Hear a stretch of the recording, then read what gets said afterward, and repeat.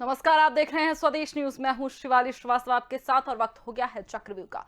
चक्रव्यूह में आज बात विकास पर बहस की। मध्य प्रदेश की सियासत में इन दिनों गर्माहट है। विपक्ष और सरकार आमने सामने है। इनके बीच रोज किसी न किसी बात पर सियासी तकरार मच रही है। इसमें एक ही मसला विकास सूचकांक का जुड़ गया है। पूर्व सीएम कमलनाथ ने ट्वीट कर इस मसले पर शिवराज सरकार को घेरा है। उन्होंने कहा है कि शिवराज जी, प्रति व्यक्ति आय में प्रदेश का स्थान देश में 27वां। देश के औसत ये प्रदेश की प्रति व्यक्ति आय कम 23%। प्रदेश की प्रति व्यक्ति आय में गिरावट 4.71% है। इतनी गरीबी, फिर भी डीजल 100 के पार, पेट्रोल 110 के पार, रसोई गैस 840 के पार, तुअर दाल 100 के पार। यह कैसा अनर्थ शास्त्र। इसके साथ ही एक और ट्वीट कर उन्होंने कहा, प्रदेश में हर चुनाव के पूर्व शिवराज सरकार ने प्रदेश की जनता को गुमराह करने के लिए इन्वेस्टर्स समिट के खूब आयोजन किए। उस समय निवेश से लेकर रोजगार के बड़े बड़े दावे किए गए। अब सरकार के दावों की हकीकत जनता के सामने आ रही है। आपको बता दें कि हाल में जनसंख्या और विकास को लेकर जो आंकड़े सामने आए हैं, उन्होंने विपक्ष को सरकार को घेरने का मौका दे दिया है। ये आंकड़े बताते हैं कि 10 साल में सूबे की जनसंख्या में 1.25 करोड़ का इजाफा हुआ है। वर्ष 2011 में प्रदेश की आबादी 7,26,26,809 थी, जो 2021 में बढ़कर 8,50,50,2,417 होने का अनुमान है।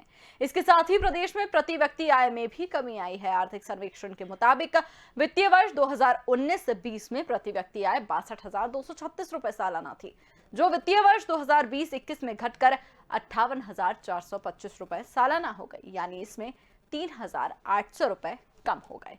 देश में गरीबी रेखा के नीचे जीवन यापन करने वाले व्यक्तियों का अनुपात 91 व्यक्तियों का, आपको बता दें, जिस तरह से प्रतिशत है 21.92%, जबकि मध्य प्रदेश में 31.65% है। देश में उत्तर प्रदेश और बिहार को छोड़कर मध्य प्रदेश में सर्वाधिक लोग गरीबी रेखा के नीचे हैं, जिनकी संख्या 2,34,00,000 है।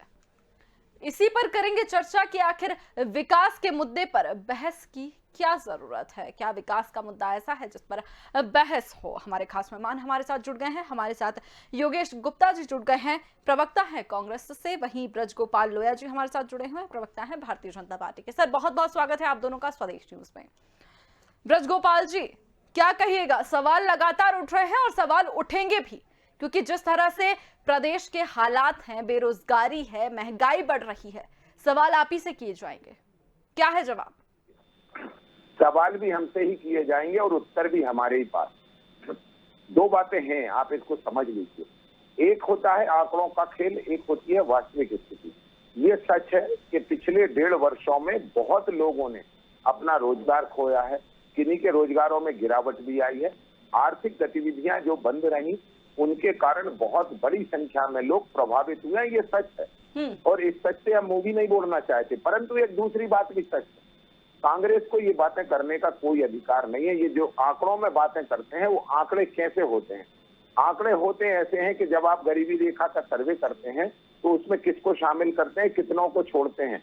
मैं बिल्कुल ग्राउंड लेवल पर रहता हूँ, छोटे से गांव में, और मैं ये जानता हूँ कि किस तरह कांग्रेस की सरकारों के दौरान सर्वे हुए थे। और उसमें नाम छोड़े, आपको याद होगा 2011 से लेकर 2016-17 तक माननीय मुख्यमंत्री जी पूरी क्षमता के साथ लगे रहे कि कोई गरीब का नाम, वास्तविक जो गरीब है उसका नाम गरीबी रेखा के सर्वे में ना छूट जाए और वो शासकीय सुविधा से वंचित ना रह जाए। तीसरी बात, हमने एक और काम किया है जो पूरे देश में अनूठा है। हमने किसानों को भी गरीबी रेखा में, जो बहुत छोटे किसान हैं, उनको भी गरीबी रेखा में शामिल करने का काम किया है। हाँ, इससे हो सकता है कि कहीं ये आंकड़ों की जादूगरी और बाजीगरी में कांग्रेस हमें आईना दिखाने का काम कर सकती है, परंतु हमने उस गरीब किसान को भी गरीब माना। और गरीब मान के जो गरीबी रेखा के नीचे के लोग हैं, जब गरीबी रेखा के नीचे के जो लोग हैं उन तक काम, लाभ पहुंचाने का, सरकारी योजनाओं का लाभ पहुंचाने का काम किया है, तो हमने बेहतर काम किए हैं। दूसरी बात एक और मैं बताऊं, जो कमलनाथ जी स्वयं अभी बातें कर रहे हैं, ये कमलनाथ जी खुद 15 महीने सरकार चला रहे थे। तब क्या कर रहे थे? तब तो ये आईफा अवार्ड करा रहे थे, तब ये रेत माफिया के साथ गाड़ियों में घूम रहे थे, तब जो फिल्म हीरोइंस हैं उनके साथ कमर में हाथ डालकर फोटो खिंचवा रहे थे। आपको तब याद नहीं आई इनकी? आपको यह अभी याद क्यों आती है? और ये जो आप आईना लेकर घूम रहे हैं, इसको थोड़ा बहुत राजस्थान, छत्तीसगढ़ और महाराष्ट्र में भी ठीक दिखा है सर, दें। इस मुद्दे पर अभी भी क्या बिल्कुल, हुआ इस है, मुद्दे पर भी 30 बात करेंगे सेकंड, योगेश जी। 30 सेकंड में बात खत्म जी कर दूं। बोलिए। अभी क्या हुआ है कि कांग्रेस में दिल्ली गए थे कमलनाथ जी और वहां कार्यकारी राष्ट्रीय अध्यक्ष बन रहे थे। अब क्योंकि वहां वो जम नहीं पाया मामला, तो वहां से यहाँ लौटे हैं। तो इस तरह की बातें वो कुछ दिन करेंगे और फिर अपने औद्योगिक गतिविधियों में लग जाएंगे, तो उनको ये बातें करना शोभा नहीं देता। योगेश जी बोलिए। शोभा नहीं दे रही है उनको बातचीत करना, उनका कहना है कि सिर्फ ट्वीट करेंगे थोड़े दिन और फिर अपनी गतिविधियों में लग जाएंगे। जी शिवानी जी, भारतीय जनता पार्टी के नेता फ्रॉम टॉप टू बॉटम, चाहे मोदी जी हो, अमित शाह हो, या बड़बोले मुख्यमंत्री शिवराज जी हो, या हमारे मित्र लोया जी हो, किस्से कहानियां और बातें बनाने में मशहूर है। पूरी देश की जनता और प्रदेश की जनता जानती है इन लोगों को। ये किस्से कहानियां ही कर रहे हैं पिछले 7 साल से मोदी जी भी और 17 साल से ये भी। बात यहाँ केवल गरीबी रेखा की नहीं हो रही है, बात यहाँ पर हो रही है रोजगार के अवसर कैसे सृजन किए जाए। 17 साल से प्रदेश के मुखिया माननीय शिवराज सिंह चौहान, एक क्षेत्र की बात नहीं करूंगा मैं, सभी क्षेत्रों की गिनती गिनाऊंगा आज लोया जी को। इन्होंने बोला कि 1.5 साल में कोविड के कारण ये हुआ, हम 1.5 साल को हटा देते हैं। कांग्रेस ने कुछ नहीं कहा जनाब, पहले इधर आप मेरी बात पर थोड़ा ध्यान दीजिएगा। कांग्रेस ने कोई आरोप नहीं लगाया आपकी सरकार पर। आप ही की सरकार के अंतर्गत आर्थिक सर्वेक्षण 19-20 का, तब कोविड नहीं आया था, ध्यान दीजिएगा प्रभु, उस समय कोविड नहीं आया था। 19-20 का आर्थिक सर्वेक्षण केंद्र सरकार के माध्यम से मध्य प्रदेश सरकार और अन्य राज्यों को किया गया था। उसमें प्रति व्यक्ति आय जो पहले 62,432 रुपए हुआ करती थी, वो 58,324 रुपए के करीब, मतलब 4,000 रुपए प्रति साल की तो वो आय में गिरावट आर्थिक सर्वेक्षण के हिसाब से। पूरे देश में नंबर 3 पर है मध्य प्रदेश। ये शिवराज जी की उपलब्धि है 17 साल में। जब शिवराज जी ने 2003 में सत्ता संभाली थी, तब गरीबी का रेशो परसेंटेज 21% था, आज है 31.65%। तो शिवराज जी के प्रशासन में गरीब बढ़ रहे हैं, उनको पैदा किया आपने बेरोजगारी के माध्यम से। आपकी सरकार के चलते जो कांग्रेस की तत्कालीन दिग्विजय सिंह की सरकार में बीडीए और हाउसिंग बोर्ड जैसे सार्वजनिक उपक्रम जो प्रोजेक्ट हुआ करते थे, जिनके माध्यम से हमारे युवाओं को रोजगार मिलता था, वो लाभ में चला करते थे। आज उनकी स्थिति ये है कि जितने कर्मचारी आज से 30 साल पहले थे, अब उसका 30% भी नहीं बचे। और नई भर्ती की तो बात ही छोड़ दो, इवन जो मध्य प्रदेश सरकार ने किसानों से और हाईवे की जो रोडें और जमीनें अधिग्रहण करी थी ना, उनके भुगतान तक नहीं कर पाए बीडीए और हाउसिंग बोर्ड। उसका नतीजा ये हुआ कि उनके नए प्रोजेक्ट शुरू नहीं हो रहे, तो वो तनख्वाहें नहीं बढ़ पा रहे, तो रोजगार कहां से देंगे। तो ये आपके शिवराज जी के प्रशासन की नीतियां हैं कि रोजगार के अवसर सृजन करने की जगह उनको साल दर साल खत्म करते गए। अब आता हूं मैं हाल ही की उसमें चयनित शिक्षक, जो आपकी व्यावसायिक पाठ्यक्रम के माध्यम से जो चयनित शिक्षक हुए थे, वो अपनी नियुक्ति का इंतजार कर रहे हैं पिछले कम से कम 12-14 महीने से। उनका सिलेक्शन हो चुका है, आपकी सरकार उनको नियुक्ति नहीं दे पा रही है। संविदा कर्मियों की नियुक्ति के लिए कमलनाथ जी के समय सिंधिया जी धमकी देते थे कि सड़कों पर उतर आऊंगा। अभी 15 महीने से उनके मुंह में दही जमा, अब तो वो केंद्र में मंत्री बन गए, भूल ही गए संविदा शिक्षक कर्मियों को। किसानों को भी भूल गए। किसानों की आय दुगनी करने की जगह आपने उनकी आय खत्म कर दी। ठीक है, जवाब दीजिए ब्रजगोपाल जी। गंभीर आरोप भी है और गंभीर सवाल भी। मध्य प्रदेश को बलात्कार में नंबर 1 शिवराज जी ने बनाया, किसानों की आत्महत्या के मामले में नंबर 1 शिवराज जी ने बताया, कुपोषण के मामले में नंबर 1 शिवराज जी ने बनाया, और गरीबी के मामले में नंबर 3 शिवराज जी ने बनाया, और बेरोजगारी के मामले में नंबर 1 पूरे देश में। ठीक है सर, ठीक है, जवाब ले लेते हैं। ठीक है, जवाब ले लेते हैं, बोलिए। बड़ा आपका धन्यवाद देता हूं कि आपने आर्थिक सर्वेक्षण 2019-20 का मुद्दा यहाँ उठाया। आप भूल गए कि 26 दिसंबर से 16 दिसंबर 2018 से लेकर 2020 के मार्च 23 तक माननीय कमलनाथ जी के नेतृत्व की कांग्रेस की सरकार थी, और उस दौरान प्रति व्यक्ति आय घटी 4,700 रुपए से सुन लीजिए दूसरी बात मैं आपको कहूँ, दूसरी बात आप सुन लीजिए। और जहां तक मध्य प्रदेश के आर्थिक विकास का सवाल है, वो आईना भी आपको दिखाऊंगा। 2003 में जब हमने सरकार दी थी भारतीय जनता पार्टी ने, तब दिग्विजय सिंह की सरकार को आप करेक्ट कर दीजिए, आपको अवसर आएगा उसमें आप करेक्ट करिए। तो आपको आईना बताता हूं, 2003 में जब हमने सरकार ली थी, तब आपकी सरकार का, दिग्विजय सिंह जी की सरकार का बजट था 23,000 करोड़ रुपए, और आज मध्य प्रदेश की सरकार का 2021 का बजट है 2,30,000 करोड़, यानी बजट में 10 गुना इजाफा हुआ है। ये मध्य प्रदेश की आर्थिक रफ्तार है। और बातें आपको बताता हूं, किसान की अब भी आप बात कर रहे थे, आज जो कमलनाथ जी ने ट्वीट किया है उसमें उन्हें बड़ी तकलीफ थी। 100 रुपए किलो उन्होंने लिखा है तुअर की दाल का। 100 रुपए किलो तुअर की दाल जब होती है तभी 8,000 रुपए और 7,000 रुपए प्रति क्विंटल तुअर का दाम किसान को मिलता है। और जब भी किसान को अच्छा दाम मिलता है, कांग्रेस के पेट में दर्द होता है। ये आपका जो दोहरा चेहरा है ना, इसको बदलना पड़ेगा कि बात किसान की करेंगे और काम व्यापारी का करेंगे। ये दोनों चेहरों को हटाइए। भारतीय जनता पार्टी की सरकार के दौरान जो हुआ वो बताता हूँ कि इस प्रदेश का किसान आत्मनिर्भर हुआ। पंजाब को पीछे छोड़कर हम आज अग्रणी राज्य हैं। 6 बार कृषि कर्मण पुरस्कार आपने दिया। मैं आप सुन लीजिए, ये मध्य प्रदेश की आर्थिक गतिविधियां थी जिसका लाभ किसान तक भी पहुंचा। और जिन गरीबों की आप बार बार चर्चा करते हो, इन्हें तो आपने गरीब मानने से इनकार कर दिया था। हाँ, हम कहते हैं कि हो सकता है 19-20 उनके कागज में कोई कमी होगी, परंतु उन्हें सरकार से लाभ की आवश्यकता थी। हमने ठीक है उनका योगेश जी, नाम आप जोड़ा जवाब है। दीजिएगा, लेकिन उससे पहले व्रत जी मेरा आपसे एक सवाल, ये बताइए कौन सी योजनाएं अभी ऑन पेपर्स में बात नहीं कर रही, धरातल पर? जी, धरातल पे बता रहा हूँ। माननीय मुख्यमंत्री जी अभी गारमेंट पार्क शुरू करके आए हैं इंदौर में, आपको ये मालूम होगा। और अभी फिर से एक park, textile furniture park Morena में शुरू करने जा रहे हैं। तो सरकार में हमारी उपलब्धियों का इतना बड़ा जो लोग बेरोजगार हैं, जो लोग बेरोजगार हैं पहले से, उनकी बात अगर अलग हटा दी जाए, कोरोना काल का आप बार बार हवाला देते हैं, कोरोना काल में कितनों की नौकरी गई है, आपको इस बात का अंदाजा है ना? नहीं, बिल्कुल अंदाजा है। उनके लिए क्या, वो क्या करे? जो गांव के लोग हैं, ठीक है, जो ग्रामीण हैं, उनके लिए योजना है भी, जो पढ़े लिखे हैं, जिनके पास डिग्रियां हैं, जो नौकरी करते थे लेकिन कोरोना काल की वजह से नौकरी खो दी, क्या करें, कहाँ जाए? मैं आपको फिर वही आपको कहने चाहता हूँ, इस देश के 80 करोड़ नागरिकों को, जो गरीबी रेखा के नीचे हैं, उनको तो राशन मुफ्त मिल रहा है, परंतु जो लोअर मिडिल क्लास होता है, जो वेतन भोगी होता है, दैनिक रोज कमाकर खाने वाला होता है, उनको निश्चित आर्थिक संकट आया। और उसी के कारण हमने स्ट्रीट वेंडर की योजना लाए, और जिसमें मध्य प्रदेश देश में नंबर 1 है।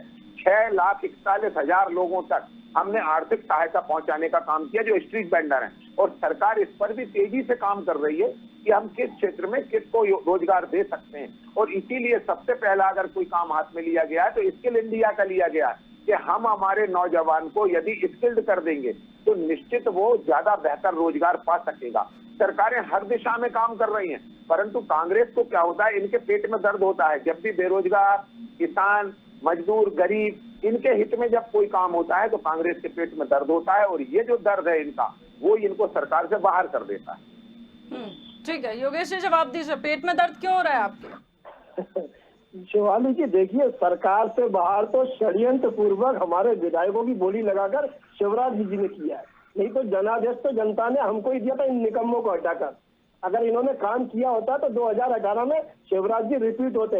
इन्होंने बात करी 19-20 के आर्थिक सर्वेक्षण की, कमलनाथ जी उस समय सरकार में थे। मैं इनकी जानकारी दुरुस्त करना चाहूंगा, लोया जी सुन लो जरा। 2019-20 में जो केंद्र सरकार का आर्थिक सर्वेक्षण हुआ था, वो सेशन 2013 से 2018 का था। पिछले 5 साल का आकलन होता है, पूरे देश भर का था, वो केवल मध्य प्रदेश का नहीं था। उसमें आपकी अन्य राज्यों की भारतीय जनता पार्टी की सरकारें भी थी, नीतीश कुमार जी नंबर 1 आए थे। समझ रहे हो आप बात को? तो आरोप लगाना बंद करो। कमलनाथ जी जब स्किल डेवलपमेंट की बात करते थे तो आप लोग हंसते थे। दोहरा रवैया आप लोगों का, दोहरा चाल चरित्र।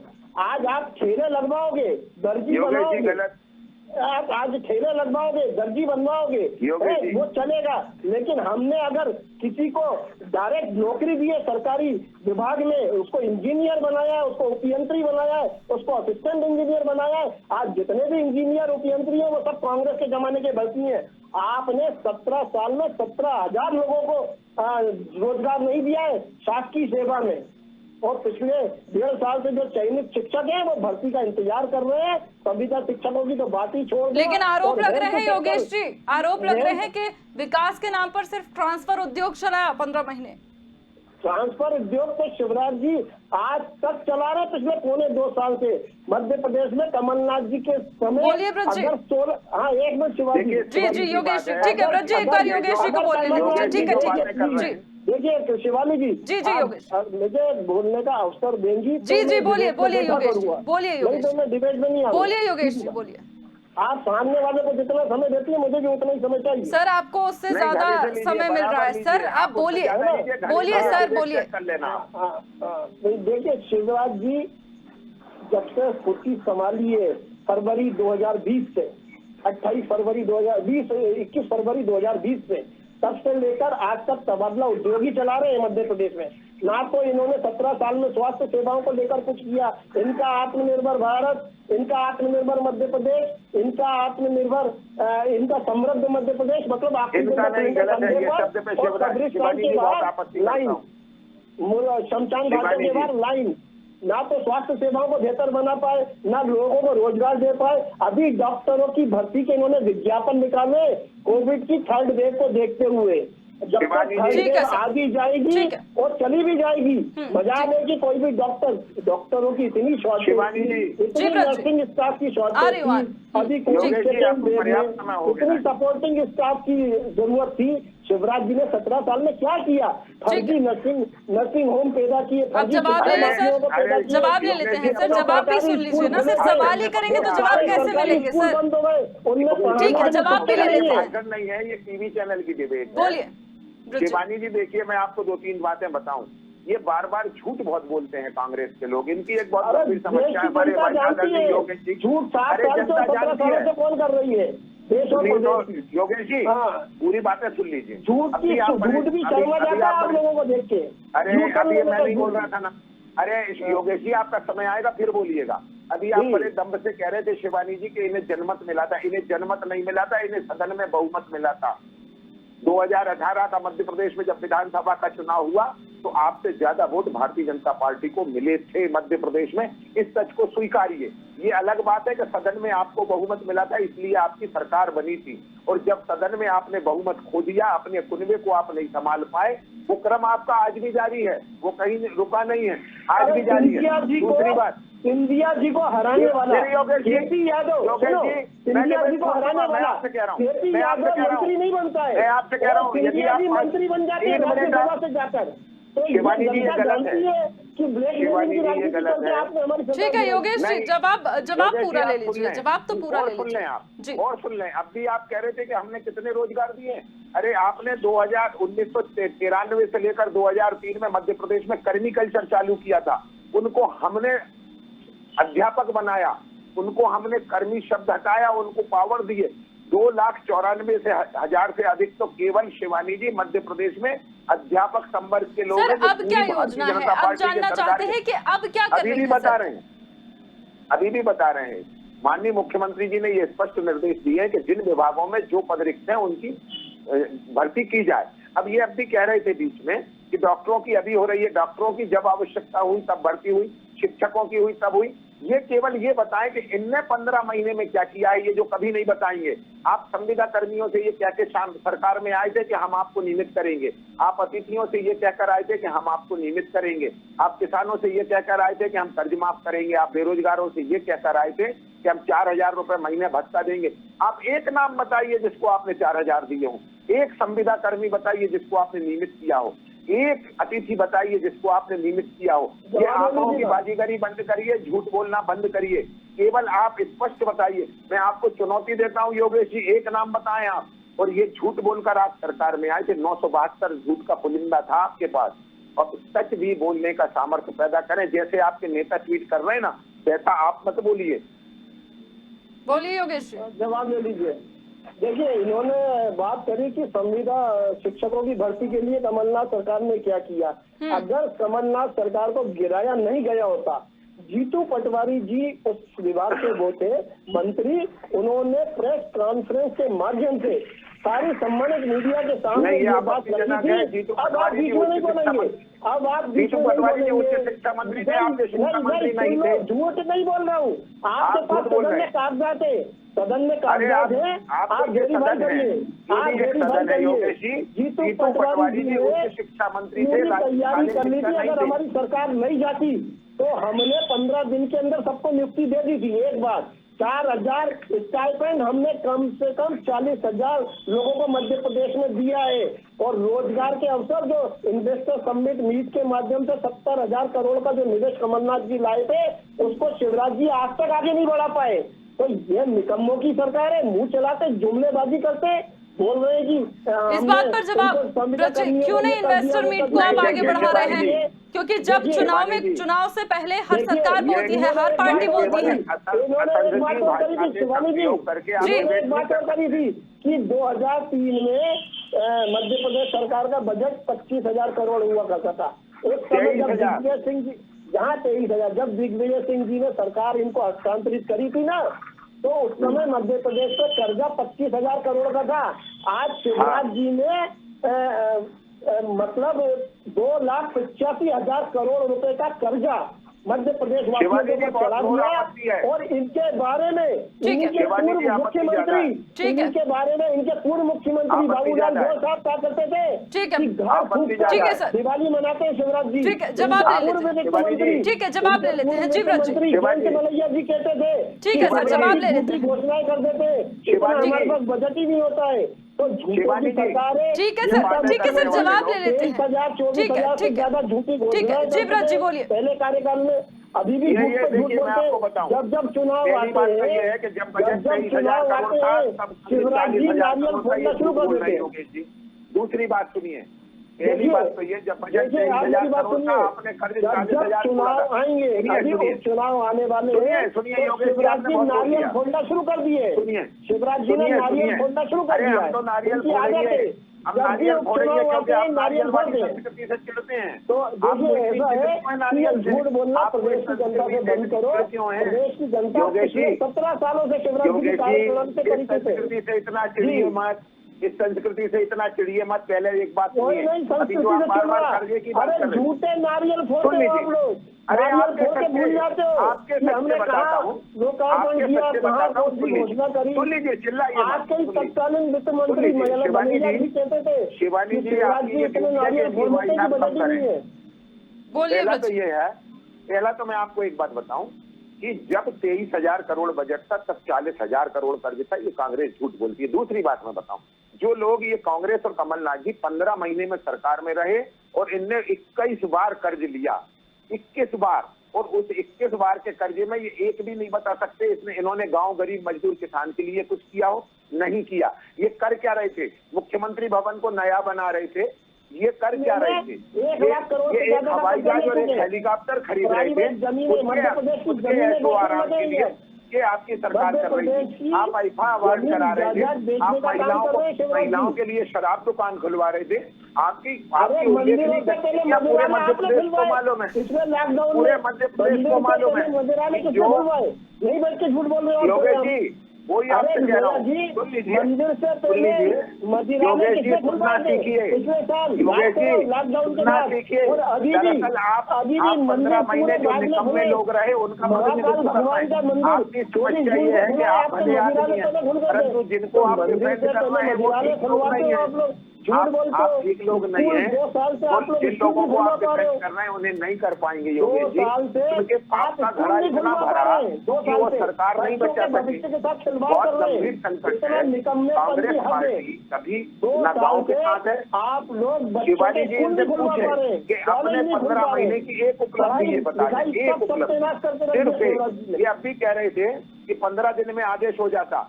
आपको याद होगा जब सरकार गिर रही थी 16 फरवरी को उसे अपना बहुमत सिद्ध करना था और 15 फरवरी की रात में ये क्या कर रहे थे, ये शोभा ओझा को महिला आयोग का अध्यक्ष बना रहे थे, ये मध्य प्रदेश के मुख्य सचिव को हटा रहे थे, ये मध्य प्रदेश के डीजीपी को हटा रहे थे। जब इतने काम आप रात में कर रहे थे, जब ये जेपी धनोटिया को पिछड़ा वर्ग आयोग का अध्यक्ष बना रहे थे, तब आप संविदा कर्मियों की सूची जारी कर देते, तब आप आदेश कर देते। अभी क्यों होगा? मध्य प्रदेश की अरे मध्य प्रदेश में सबसे पहले स्कूल खुलेगा, बच्चों के कॉलेज मध्य प्रदेश में सबसे पहले स्कूल खुलेगा।